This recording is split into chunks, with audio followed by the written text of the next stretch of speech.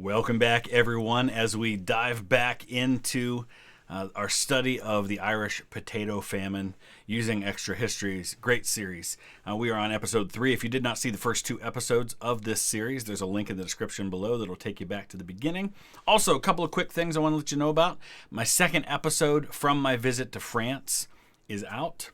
It came out on Saturday. It's about the story of the Newfoundland Regiment on July 1st, and also the aftermath of the attack at Y Ravine, which took place in November with Highlanders from Scotland. So hope you enjoyed that series. The first 2 episodes are out. Episode 3 will be out on Wednesday, which will be the story of the Hawthorne Ridge mine and the attack on that spot, that redoubt.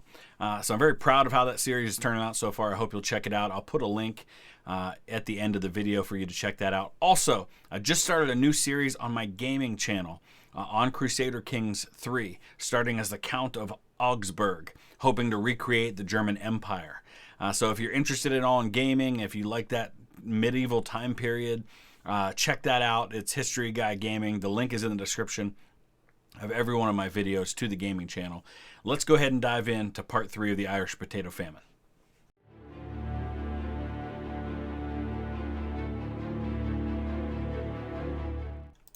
July 1846. Ireland's early summer harvest is starting to come in. Reports of blight circulate, but in the east, summer has been temperate. The hunger might be over.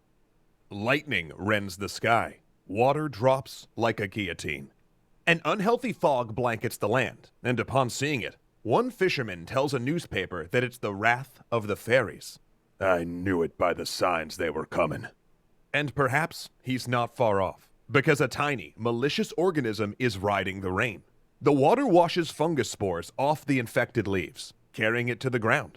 And under the soil, the 1846 potato crop begins to decay. Now, in hindsight, with the knowledge that we have in the 21st century, we know how a lot of this stuff works. But at the time, they didn't. And so it's easy to look back on people in the past and judge them for how they perceived things and what they thought the cause was of things. But the fact is, they didn't understand. And there are a lot of things that we don't understand today that centuries from now, people will look back on us and think that we were nuts for thinking some of the things that we did. It's just part of discovery and learning and invention that brings us knowledge we didn't have before.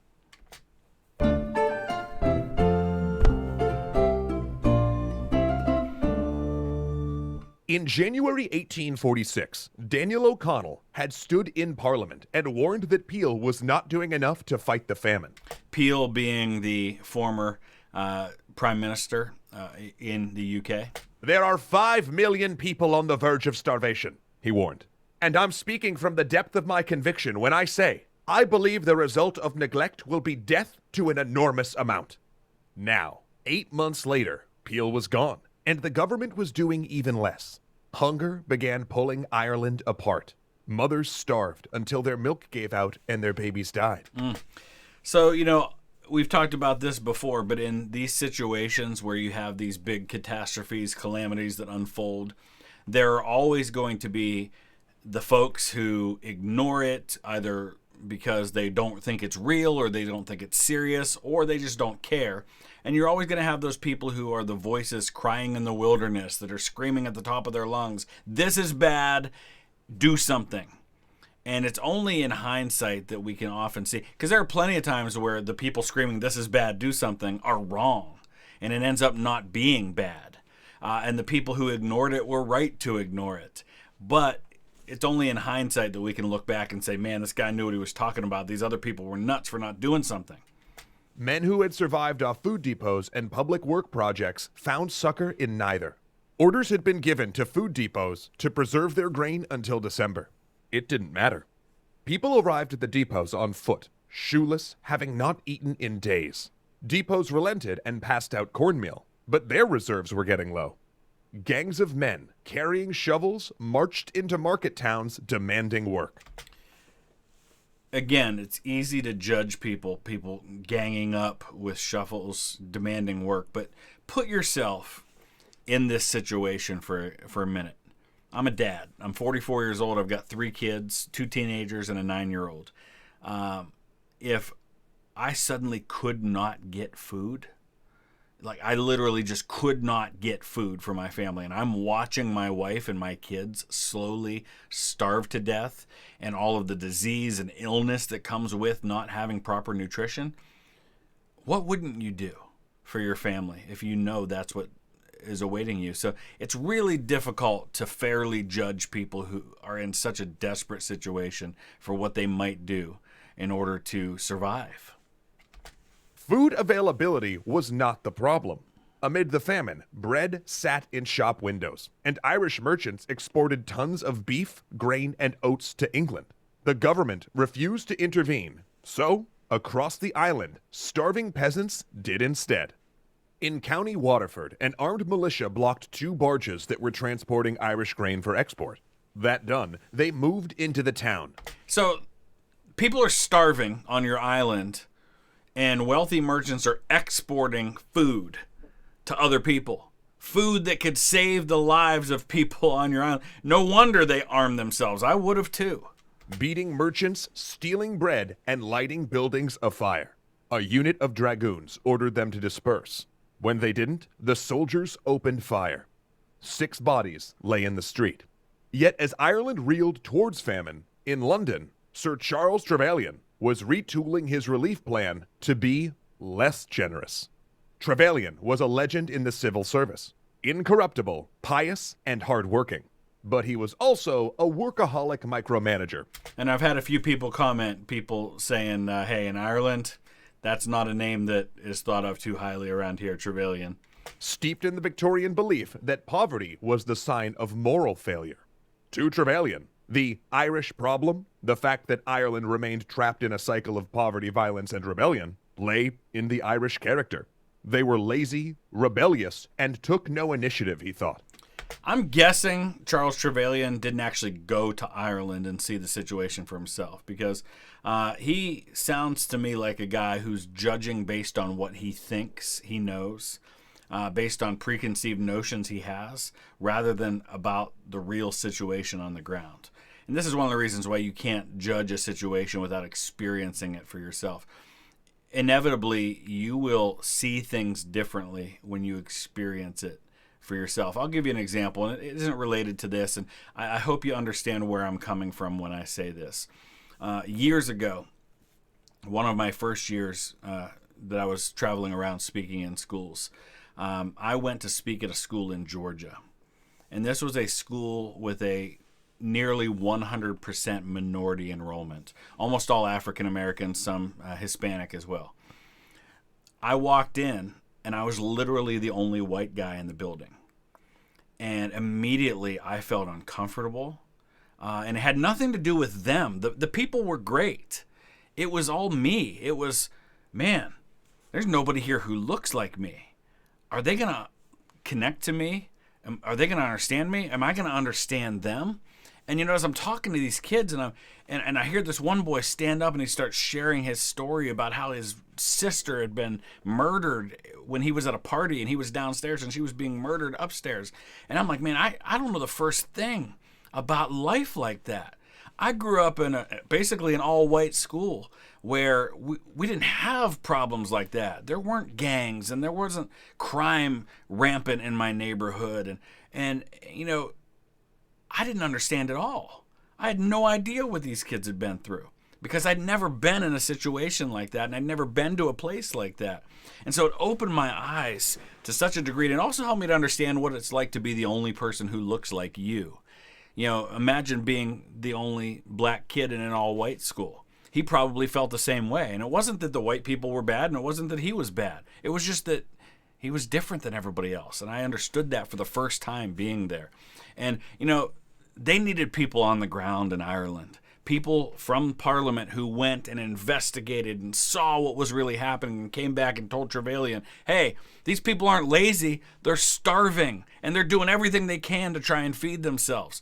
To get there and actually understand. I think as a culture, as a nation, as a world, we could really stand to understand people who are different than us and really get to know people outside of our own comfort zone, our own neighborhood, and see people's perspectives that are different than ours.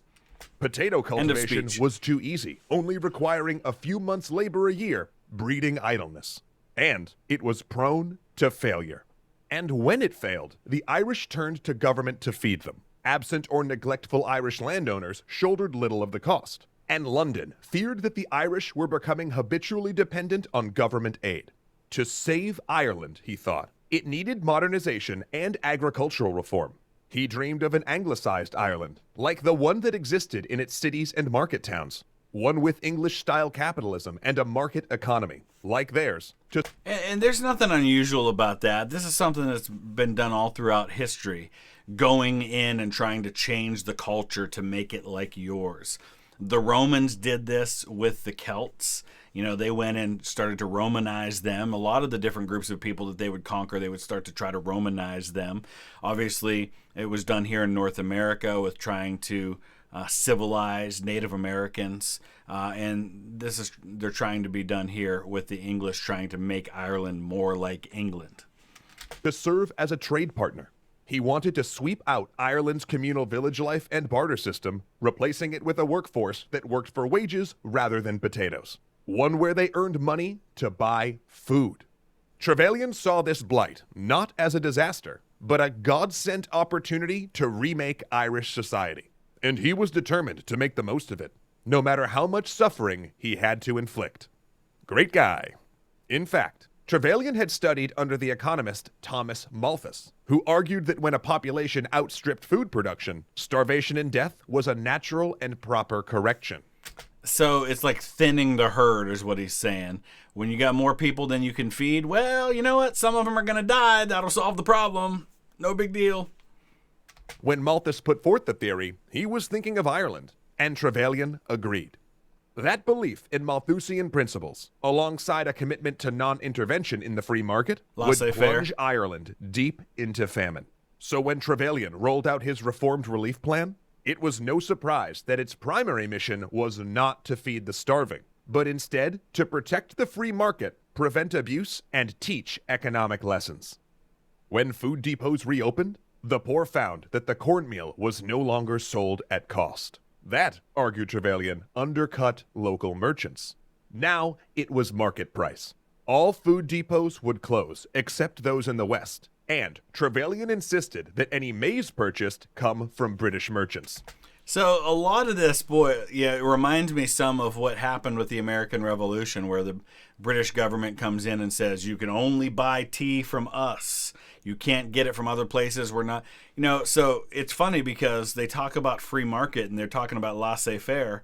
But what is this but intervention to come in and say you have to buy it from here and you can't buy food from there? That's intervening in the free market. That's not laissez-faire. That's the exact opposite of that. It's controlling things, but in such a way that helps you.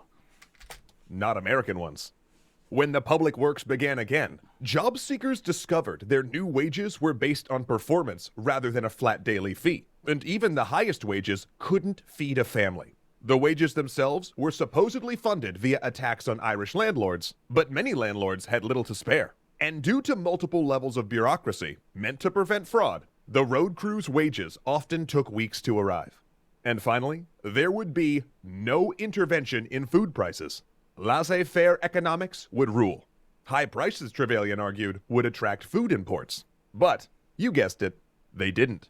In fact, food prices had soared higher than ever. It had been a bad year for agriculture, and not just in Ireland. So you can see now how, though this potato blight happened in other places, how it was compounded. It wasn't just as simple as, the potato crop failed, everybody died, the end.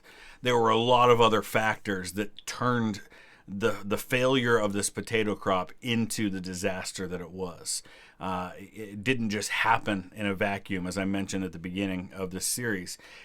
There were a lot of factors that poured into this and made it a perfect storm of bad things.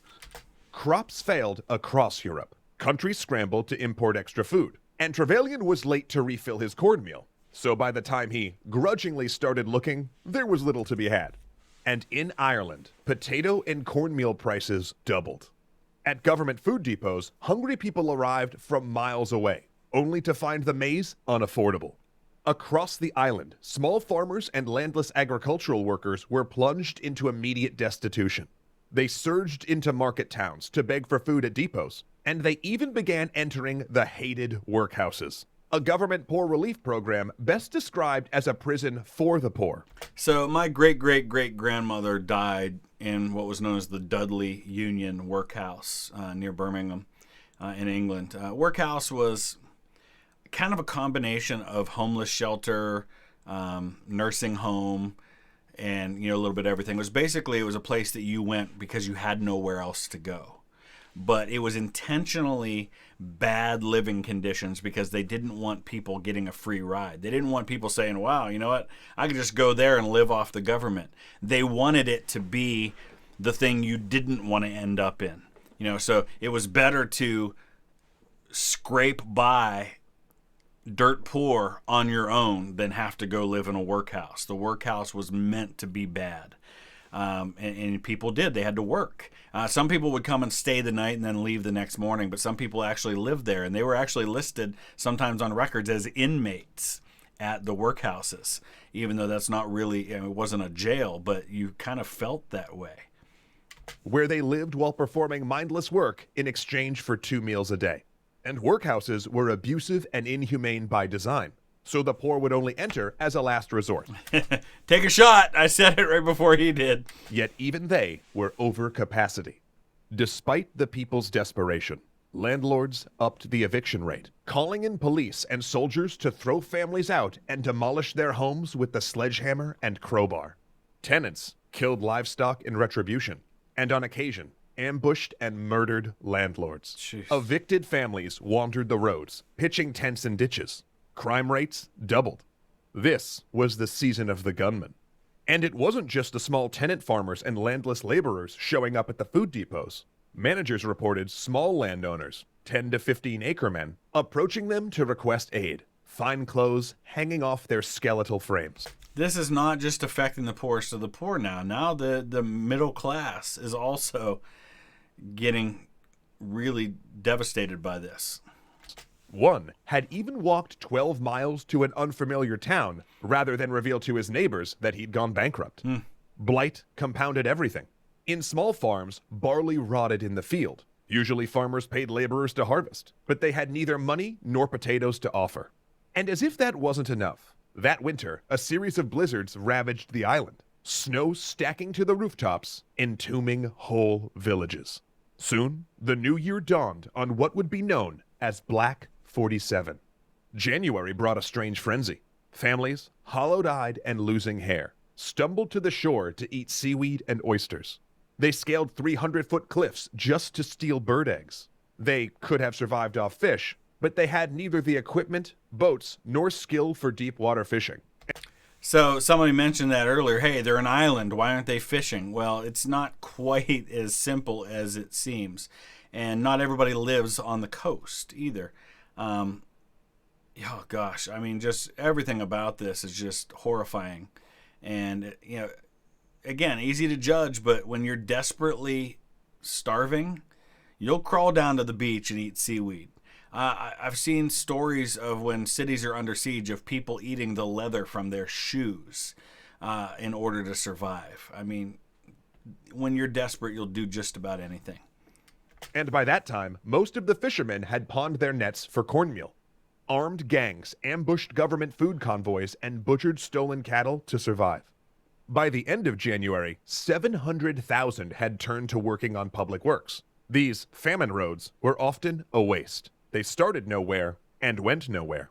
Malnourished work gangs broke rocks in freezing temperatures. Their shoes and coats long ago lost to the pawn shop.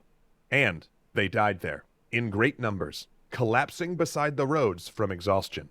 Violence against public works managers became so pervasive that many deserted their posts, while others, laden with guilt, ended their own lives. So now you've got just the spiraling out of control, and you've come up with all these public works projects to give these poor people something to do to earn a living. But now it's gotten so bad that the people running the projects are afraid for their lives, so they flee. So now that's collapsing as well.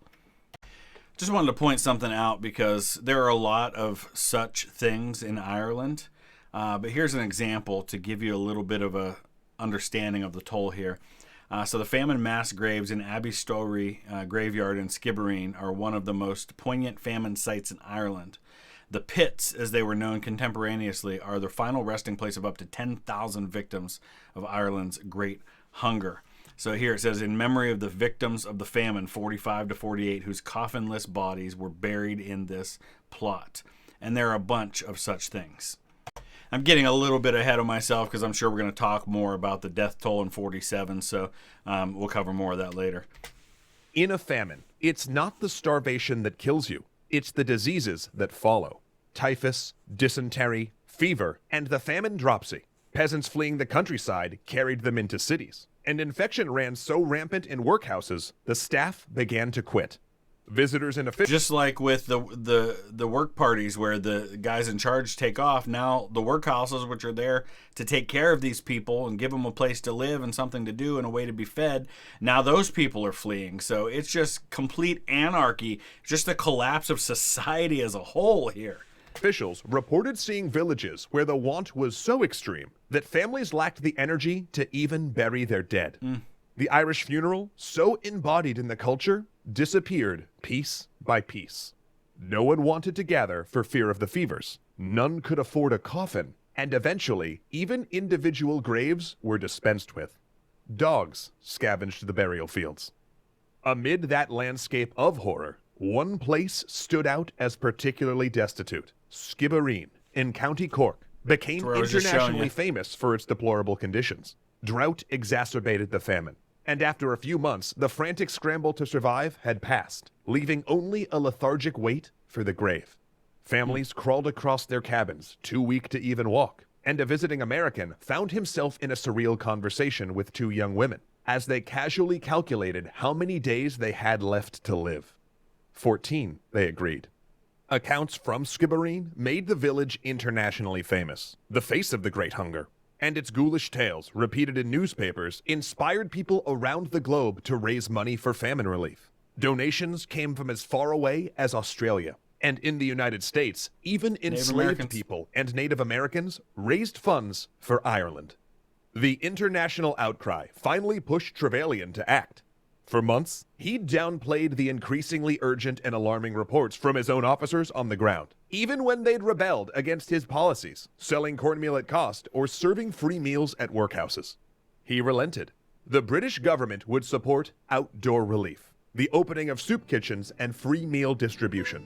But it was too little, too late. Deep famine had already affected the planting season, and the next crop would be poor. Many Irish decided they only had two options: either fight for Ireland or leave it. Heartbreaking stuff. It really is. And like I said, I know a lot of people here in the United States have Irish roots. I would encourage you, if you have Irish roots, to look and see what your family's connection was to all of this. I have Irish roots, but mine go back pre-famine. My Irish ancestors were pretty much all in America before the famine happened, so I don't really have any direct connections. I'm sure I had cousins in all of this, but it's an important thing to learn about our roots and to learn where we came from. And there's a good chance that you're here today because your family fled from this. So it's something worth looking into. Let me know your thoughts in the comment section below, and we will see you again tomorrow with part 4. Thanks for watching.